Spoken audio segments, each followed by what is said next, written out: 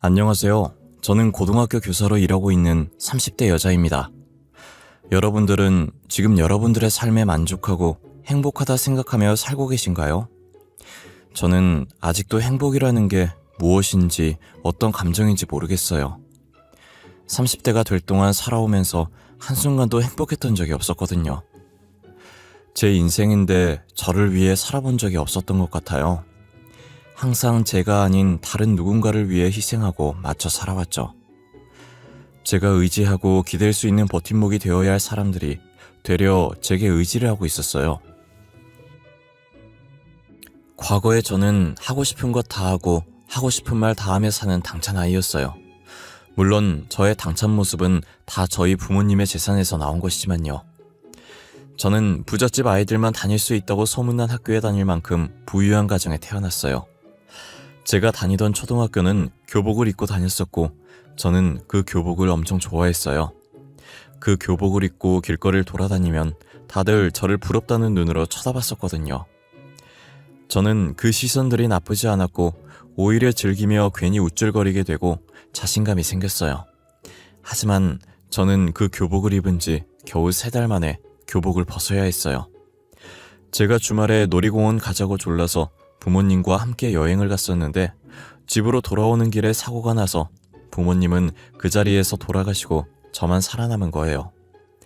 당시 저는 뒷좌석에서 어머니랑 같이 타고 있었고 어머니는 사고가 났을 때 저를 꽉 껴안아 모든 충격을 어머니께서 다 흡수하셔서 제가 무사할 수 있었어요. 저 혼자 남은 집에 큰아버지네가 들어왔고 저는 그렇게 큰아버지네랑 같이 살게 되었어요. 저는 부모님의 재산을 물려받았지만 이제 갓 초등학생이 되어 나이가 너무 어렸고 큰아버지네는 부양 의무자라는 이유로 저희 부모님 재산을 홀라당 가져가 버렸어요. 큰아버지는 제가 다니는 학교 학비가 많이 든다고 강제로 다른 학교에 전학시켜버렸어요. 저는 억지로 교복을 벗어야 했고 옷도 원래 가지고 있던 옷을 입다가 크면서 안 맞게 되자 큰아버지 딸, 즉 사촌 언니가 입던 옷을 대충 입게 됐어요. 저희 부모님 돈으로 자기들은 호화호식 누리면서 저는 남은 밥을 먹고 언니가 입던 옷을 입어야 했어요. 제가 원래 다니던 학교도 사촌 언니가 다니기 시작하더라고요. 저는 언니가 교복 입은 모습을 볼 때마다 교복을 갈기갈기 찢어버리고 싶었어요. 큰아버지네는 저를 식모 부려먹듯 부려먹기 시작했어요. 엄연히 말하면 본인들이 제 집에서 놀고 먹고 있는 건데 되려 저를 불청객 취급했어요. 덕분이라는 말이 어울리는지 모르겠지만 저는 큰아버지네 덕분에 일찍부터 요리며 청소며 못하는 게 없었고 하도 부려먹어서 생활력도 절로 강해졌어요. 다른 아이들은 학교에 가기 싫어했지만 저는 큰아버지네 없는 학교가 제일 좋았어요. 학교에 있는 시간만큼은 자유의 몸이고 친구들과 걱정 없이 놀았어요. 다른 친구들과 다르게 학교 시간이 다가올수록 암담해지긴 했지만요. 저는 학교를 마치고 집에 들어오는 순간부터 본격적으로 하루가 시작됐어요. 들어오자마자 큰아버지네 저녁을 준비해야 했고 제가 없는 동안 어질러진 집을 치워야 했어요. 항상 큰아버지네는 자신들 덕분에 집안일 실력이 느는 거라고 다음에 시집가게 되면 자신들에게 고마워할 날이 꼭 올 거라며 되도 않는 말을 하셨어요. 예, 넌 우리한테 항상 감사한 마음으로 살아야 한다. 친자식도 아닌데 걷어줘, 집안일 가르쳐줘. 이거 봐, 요리 실력 느는 거. 아유, 시집가면 이쁨 받겠어? 그래, 넌 진짜 우리 엄마 아빠한테 감사하다고 절해야 돼. 나 같았으면 너 진작에 어디다 갖다 버렸어. 내 자식도 아닌데 너 왜 키워? 그러게, 나는 전생에 무슨 죄를 얼마나 지었길래 남의 자식을 키우고 있는지. 아유, 내 팔자야. 그래도 저희 부모님 돈으로 이렇게 잘 지내고 계신 거잖아요. 이 집도 저희 부모님 집이고 오히려 저한테 고마워해야 하는 거 아니에요? 언니도 누구 돈으로 그 교복 입고 학교 가는지 잘 생각해. 어머 얘, 누구 돈으로 학교를 가냐니. 우리 돈으로 가는 거지. 이제 너네 부모님 돈은 없어. 우리한테 들어왔으면 이제 우리 돈 아니니? 그러니까 너는 얌전히 빨래나 해. 그 옷 손빨래 해야 된다? 큰아버지네는 과거에 세 식구 겨우 끼니 때울 만큼의 돈밖에 못 벌고 단칸방에서 옹기종기 모여 살던 시절은 생각도 못하고 제게 으름장을 놓았어요. 저희 부모님 재산이 없었더라면 죽을 때까지 이렇게 살아보지도 못했을 사람들이 다 자기가 잘나서 지금 이렇게 사는 거라며 저한테 집안에 도움이 안 된다고 구박했어요. 큰아버지네는 따로 돈 벌 생각도 하지 않았고 집에서 놀고 먹으며 저희 부모님 재산만 축내고 있었어요. 사실 저한텐 큰아버지네가 모르는 비밀이 한 가지 있어요. 내가 초등학교 올라가면서 혹시나 무슨 일 생길지도 모른다고 부모님이 제 명의로 남겨놓은 건물이 하나가 있었거든요. 이런 일이 생길 걸 미리 예상이라도 하셨다는 듯 부모님이 급하게 명의를 저한테 돌려놓으셨었어요. 큰아버지네가 돈을 너무 흥청망청 쓰셔서 부모님 재산이 금방 사라져버렸고 남은 건 제 건물뿐이었죠. 저는 괜히 말했다가 이 건물도 뺏길 것 같아서 건물에 대해서 한 번도 언급한 적이 없었어요. 언젠간 성인이 되면 그 건물에서 살 것이라고 다짐했고 이 집에서 하루라도 빨리 나오고 싶어서 빨리 성인이 되기만을 기다렸어요. 저는 고등학생이 되자마자 각종 아르바이트를 하기 시작했어요. 큰아버지는 부모님 돈을 다 써버려서 당장 생활할 돈도 없다고 돈 벌어오라고 하는 거예요. 도대체 그 많은 돈을 언제 다 쓴 건가 했더니 큰아버지가 노름을 하고 있었더라고요. 결국 노름판에서 모든 것을 잃고 이제 돈이 없으니 집에서 손가락만 빨고 있었던 거죠. 야, 넌 돈을 왜 그렇게 뜨냐? 너도 내가 한심하냐? 한심하냐고? 당장 가서 돈 벌어와. 안 나가? 돈 가지고 오라고. 우리 당장 밥 먹을 돈도 없어. 굶고 싶지 않으면 돈 벌어와. 고깃집도 있고 식당도 있고 일할 곳 많잖아. 저 이제 고등학생이에요. 아직 미성년자라고요. 제가 어떻게 돈을 벌어요? 요즘 내 친구들도 돈 필요할 때마다 식당에서 아르바이트하고 그러던데? 식당 어차피 오후에 문 열잖아. 학교 마치고 일하면 되겠네. 아니면 주말에 가던가. 그렇게 잘 알면 진작에 언니가 나가서 돈 벌어오지 그랬어. 왜 나한테 손 벌려? 야, 나는 고3이야, 고3.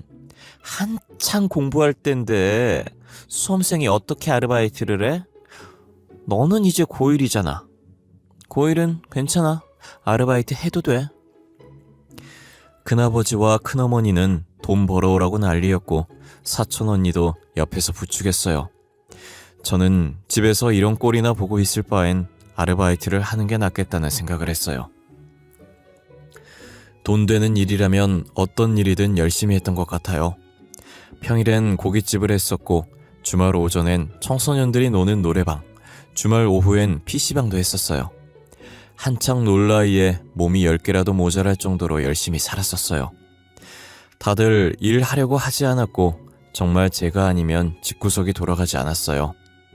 밖에서 일하고 집에선 또 집안일하고 눈 감을 때까지 하루 종일 일이었어요. 저는 일해서 받은 돈으로 큰아버지께 생활비를 드리고 몰래 일부를 조금씩 모았어요. 성인이 되면 바로 독립할 생각으로 돈을 악착같이 모아왔어요. 그런데 막상 제가 성인이 되고 보니 미운 정도 정이라고 큰아버지네가 신경 쓰이더라고요. 그동안 놀고 먹어서 경렬단절로 써주지도 않을 건데 어떻게 밥벌이를 할지 걱정이었어요. 제가 다니는 대학교 근처로 원룸을 구하려고 했는데 포기하고 계속 큰아버지네와 같이 살았어요. 와중에 사촌 언니는 대학 등록금 낼 돈이 없어서 휴학을 했더라고요. 보통 다른 사람 같으면 휴학하는 동안 아르바이트를 해서 등록금을 모을 텐데 사촌 언니는 태평하게 방에서 누워만 있는 거예요. 언니, 등록금 낼 돈 없어서 휴학했다며 계속 이러고 있어도 돼?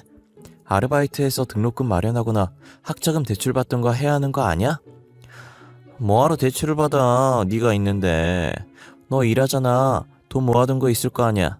그거 좀 줘봐. 대학 등록금 내게. 다음에 내가 돈 벌면 다 갚아줄게. 나는 대학교 안 다녀? 나도 등록금 내야 돼. 언니도 아르바이트 하면 되잖아. 언제까지 동생한테 손 벌릴 거야? 창피하지도 않아? 이게 언니한테 말하는 싸가지 봐. 네가 지금 돈 좀 번다고 요새 떠는가 본데 내 인생 신경 쓸 시간에 네 인생이나 잘 살아. 되도 않는 훈계질 집어치우라고. 사촌 언니는 기분 나쁘다는 표정을 하고 제 어깨를 치더니 그대로 저를 지나쳐갔고 얼마 지나지 않아서 큰어머니께서 쿵쿵거리며 다가왔어요. 그러더니 갑자기 제 머리채를 잡아채는 거예요. 네가 우리 딸한테 훈계질했다며? 대가리 좀 컸다고 아주 키워오르려고 하네. 안 그래도 스트레스 받는 일 많았는데 너 잘 걸렸다. 비 오는 날 먼지 나오도록 털어줘야겠어. 아, 큰엄마 이것 좀 넣으세요. 제가 언제 훈계질했다고 그러세요. 저는 그냥 언니가 계속 놀고만 있길래 걱정돼서 한 말이었다고요. 우리 딸이 놀고 있든 자고 있든 네가 무슨 상관이야. 너는 키워주는 애를 일단 식으로 갚니? 하여튼 머리 검은 짐승은 거두는 게 아니랬는데 부모 죽고 불쌍해서 거둬줬더니. 큰엄마, 여기서 저희 부모님 얘기가 왜 나와요? 그리고 이것 좀 놓고 말하시라고요. 제가 잘못했어요. 다신 안 그럴게요. 그러니까 이것 좀 놔주세요. 네? 결국 저는 잘못한 것도 없는데 잘못했다고 빌었고 겨우겨우 큰어머니 손에서 벗어났어요. 머리는 산발이 되어 있었고 사촌 언니는 그런 제 모습을 보더니 혀를 한번 내밀고 자기 방으로 가더라고요. 저는 세수라도 하려고 화장실에 갔는데 거울에 비친 제 모습이 너무 처량해서 헛웃음밖에 나오지 않았어요. 그날따라 부모님 생각이 많이 났고 큰아버지네 보란 듯 열심히 공부해서 성공하고 싶다는 생각이 들었어요. 저는 그날 이후로 미친 듯이 공부를 했고 대학교 졸업하자마자 임용고시에 합격을 했어요. 사촌 언니는 여전히 졸업을 못하고 있었고 저는 보란듯이 학교에 출근을 했어요. 전 일찍이 아르바이트를 통해 사회생활을 경험했던지라 첫 직장임에도 불구하고 적응을 잘했어요. 아무래도 대학 졸업하자마자 임용고시에 합격해서 저희 학교에선 제가 제일 막내였어요. 다들 저보다 나이가 많은지라 저를 아직은 아이 취급하면서 다른 선생님들이 많이 이뻐해 주셨어요. 유치원 다닐 때 부모님께 이쁨 받던 시절을 제외하곤 처음 받아보는 관심이라 기분이 약간 이상했어요. 집에선 저를 못 잡아먹어 안달난 사람들이랑만 지내다가 이렇게 이쁨을 받으니 괜히 눈물 날 것 같았어요. 저는 학교 생활이 너무 재미있었고 저희 반 아이들도 다 착해서 별탈 없이 잘 지냈어요. 집에 있는 것보다 훨씬 좋았기 때문에 야근을 해야 한다고 해도 행복했어요. 제가 안정적으로 돈을 벌기 시작하니까 큰아버지네는 대놓고 돈을 내놓으라고 요구하더라고요. 그만큼 키워줬으면 오는 게 있어야 하는 것 아니냐면서요. 너 월급이 얼마라고 했지? 선생이면 월급 좀 될 거 아니야. 앞으로 용돈 줄 때 나랑 네 큰엄마랑 따로 보내. 알겠어? 그만큼 키워줬으면 오는 게 있어야지.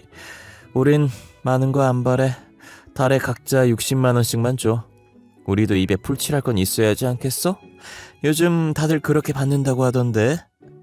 60만 원이요? 저 지금 계약직이라 60만 원씩 드리면 남는 거 없어요. 죄송하지만 60만 원은 무리예요. 달에 30만 원씩은 드릴게요. 겨우 30만 원? 30만 원으로 누구 코에 붙이니?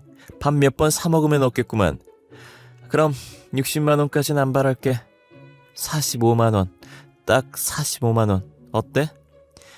40만 원. 저도 그 이상은 안 돼요. 40만 원 드려도 적자예요, 진짜. 이제껏 제가 알바했던 돈도 절반 이상 드렸었잖아요. 알았어. 40만 원. 우리 진짜 많이 봐줬다. 알지? 매달 40만 원씩 보내.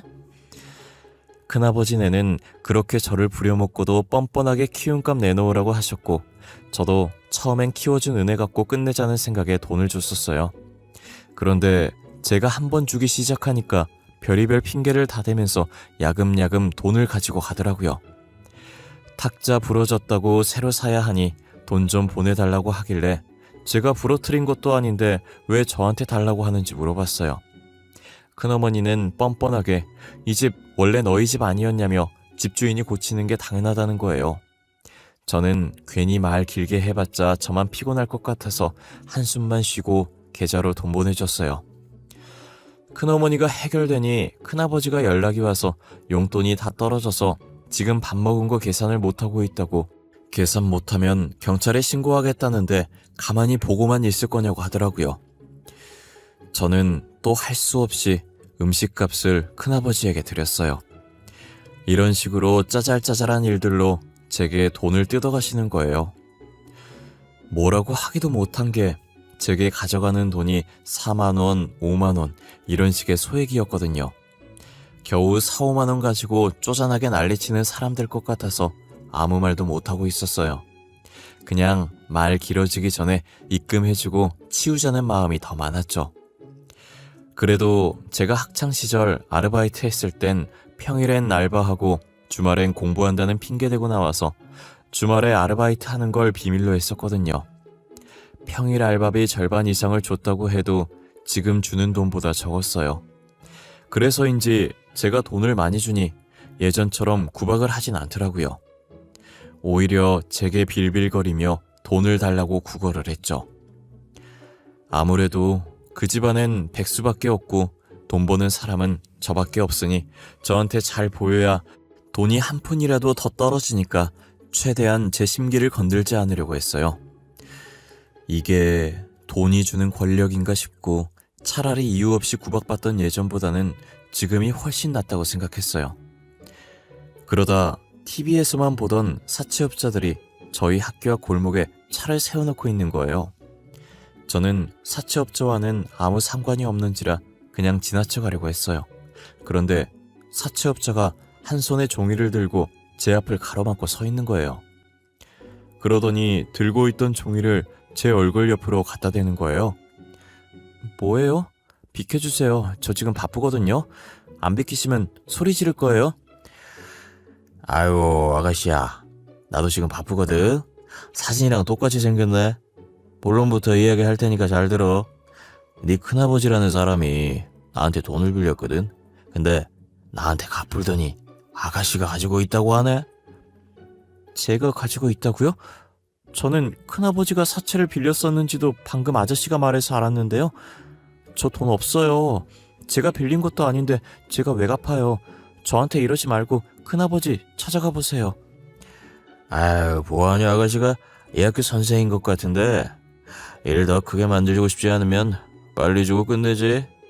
우리도 일 키우고 싶지 않고 그냥 빨리 끝내고 싶거든. 그러니까 좋은 말 할 때 돈 주는 게 좋아. 진짜 왜 그러세요? 제가 빌린 거 아니잖아요. 왜 저한테 이러세요? 돈 빌린 사람한테 가서 돈 달라고 하세요. 엄한 사람한테 돈 달라고 하지 마시고. 아, 말귀를 못 알아듣네. 아가씨가 돈 가지고 있다고 했다고 아까 말했잖아. 좋게 끝내려고 했는데 계속 내 심기를 건드리네. 지금 너네 나 가지고 장난쳐? 알고 보니 학교 앞에 있던 사채업자는 저를 찾아온 것이었고 큰아버지가 노름한다고 돈 빌렸는데 사채업자가 찾아오니 제가 돈을 가지고 있다고 거짓말을 친 것이었어요. 그래서 제가 일하는 학교와 제 사진을 사채업자에게 넘긴 거죠. 사채업자는 큰아버지 말만 듣고 빌려준 돈 받으러 온 죄밖에 없는 거고요. 저와 사채업자는 옥신각신하면서 목소리가 점점 커지기 시작했고 주변에 있던 학생들과 선생님들이 집으로 가다가 저희 쪽을 쳐다봤어요. 저는 혹시나 주변에서 말 나올까 일단 사채업자들을 사람 없는 곳으로 데리고 갔어요. 아이들도 다 보는데 무섭게 이러지 말고 조용한 곳에서 말하자고 했죠. 지금 돈 안 주면 사채업자가 계속 저희 학교에 찾아올 기세라 며칠만 기다려주면 돈 드리겠다고 했어요. 저는 일단 급한 불부터 꺼야 했기 때문에 통장에 있던 돈이랑 대출을 조금 받아서 빚을 갚았어요. 큰아버지는 한동안 저를 피해서 집에 돌아오지 않으시다가 돈 갚고 나니까 집으로 돌아오더라고요. 저는 큰아버지를 보자마자 소리를 질렀어요. 큰아빠, 진짜 제정신이에요? 겁도 없이 왜 사채를 써요, 사채를? 사채가 갚을 돈 없으면서 무슨 생각으로 돈 빌린 거예요? 그리고 왜 제 개인정보를 넘겨요? 그거 범죄예요, 알아요? 야, 내가 남의 개인정보 넘긴 것도 아니고 가족인데 뭐가 범죄야? 그리고 너가 돈 갚았다며 해결했으면 됐지 뭘 그렇게 소리를 지르고 그래? 아유, 앞으로 사채업자 안 나타나겠네. 지금 저랑 장난하자는 거예요? 노름 좀 그만하세요. 저 그동안 계속 참고 있었는데 노름한다고 저희 부모님 재산 다 쓰고 이제 저한테까지 피해 입히고 뭐 하자는 거예요? 아이, 진짜 시끄럽게. 그거 좀 갚아줬다고 큰아버지한테 유세 부리는 거냐? 어? 네가 날 가족으로 생각했으면 그 정도는 해줄 수 있는 거 아니야? 왜 이리 말이 많아? 제발 철 좀 드세요. 죽은 동생 돈 그렇게 흥청망청 쓰고 다니면 미안하지도 않아요? 저였으면 미안해서라도 그렇게 안 살아요. 더 열심히 살았을 거라고요. 큰아버지는 한참 어린 조카에게 충고를 받는 게 자존심 상하셨나 봐요. 더 이상 제 말에는 대꾸를 하지 않으시고 제 뺨을 내리치시더라고요. 어디서 조그만 게 버릇없이 큰아버지한테 그런 식으로 행동하냐면서요. 그래도 이제껏 큰아버지가 제 친아버지의 형이니까 제게 어떻게 돼야든 계속 참고 살았었는데 뺨까지 맞은 이상 큰아버지네와 살고 싶지 않았어요. 저는 빨갛게 부어오르는 뺨을 손으로 감싸고 큰아버지를 한번 째려봐준 후 짐을 챙겼어요. 뒤에서 큰아버지가 무어라 소리치시는데 아무것도 들리지 않았고 짐 싸는 데만 집중했어요. 전부 사촌 언니가 쓰던 것들이고 제게 해준 게 없으니 쌀 짐이 별로 없더라고요. 알바에서 제 돈으로 샀던 물건들만 챙겨서 집을 나왔어요. 저는 부모님이 남겨주신 건물에서 살기로 마음먹었어요. 1층은 상가고 2층부터 4층까지 원룸과 투룸이 있었고 옥상에도 조그만 옥탑방이 있었어요. 일단 짐을 옥탑방에 넣어두었고 당분간 찜질방에서 지내고 이 건물을 리모델링 해야겠다고 생각했어요. 제가 사채업자한테 돈 갚는다고 예지했던 통장 말고 따로 빼놓은 통장이 있었거든요. 언젠간 이 건물 리모델링 해야겠다는 생각으로 들었던 적금이 있었어요. 저는 바로 은행을 찾아가 적금을 해지했고 건물 리모델링을 했어요. 1층 3가는 임대를 주어서 카페와 음식점이 들어섰고 나머지는 근처에 대학교가 있어서 대학생들을 위해 기본 시세보다 저렴하게 세를 내놔서 옥탑방을 제외하곤 다 세주고 있었어요.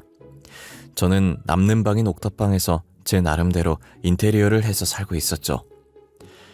제게 간섭할 사람이 아무도 없고 집안일 시킬 사람도 없으니 얼마나 편한지 몰라요.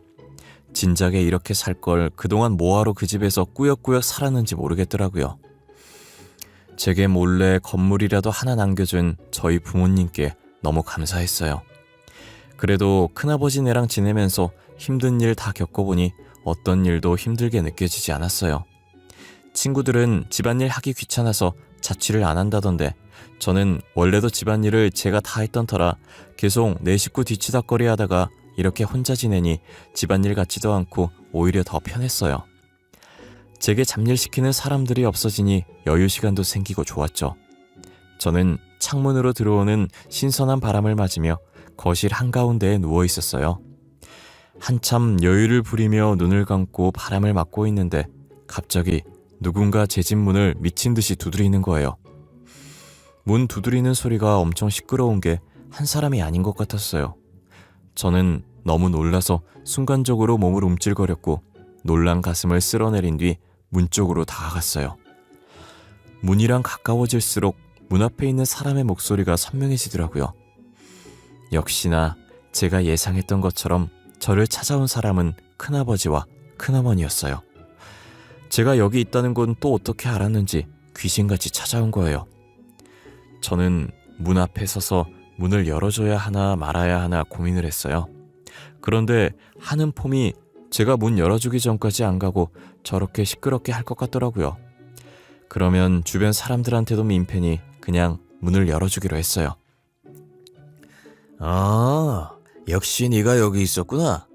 저번에 네 아빠 재산분할 하면서 이 건물이 없다 했더니 그땐 주변에 뭐 없던 건물이라 판 줄 알았는데 너한테 줬나 보다.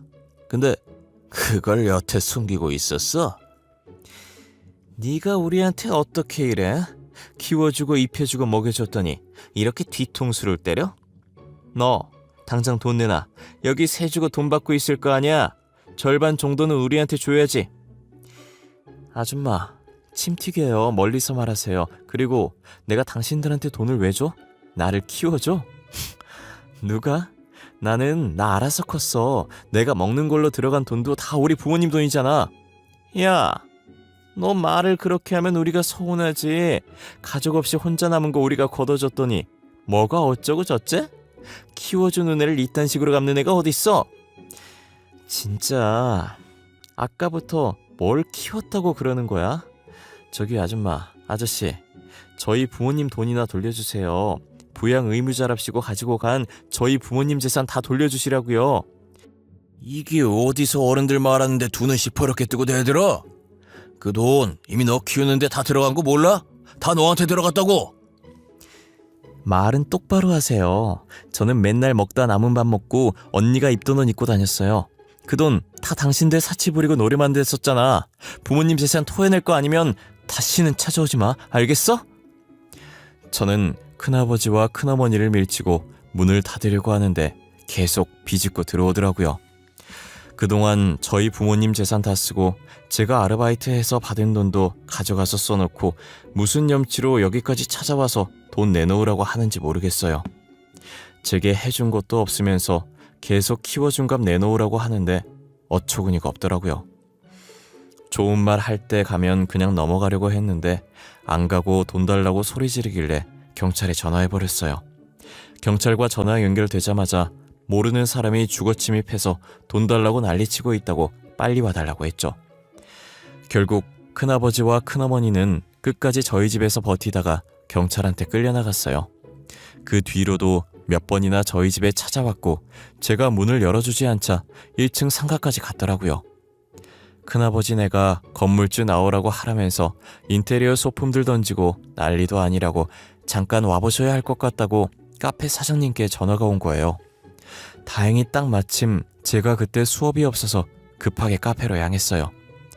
도착해보니 소품들이 이리저리 굴러다니고 난리도 아니더라고요.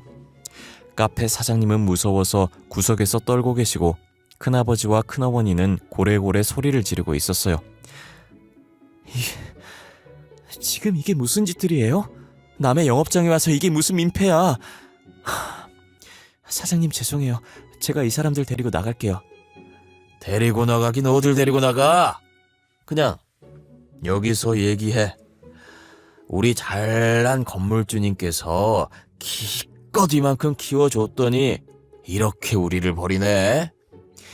아이고, 부모 죽고 오갈 것 없는 애 키워줬더니 이렇게 뒤통수를 쳐? 머리 검은 짐승 거두는 게 아니라고 했는데 우리가 어쩌다 이런 신세가 된 거야? 우리 부모 건들지 말라고 그랬지. 겨우 단칸방 살던 사람들이 우리 부모님 재산 다 가져가고 우리 집에서 눌러붙어 산 주제에 뭐? 누가 누굴 키워? 오갈 곳 없던 사람은 당신들이잖아. 카페에 있던 사람들은 큰아버지와 큰어머니 말을 듣고 저를 쓰레기 보듯 했었어요. 키워준 은혜도 모르고 이렇게 대한 거냐면서 하나둘 말을 넘기 시작했죠.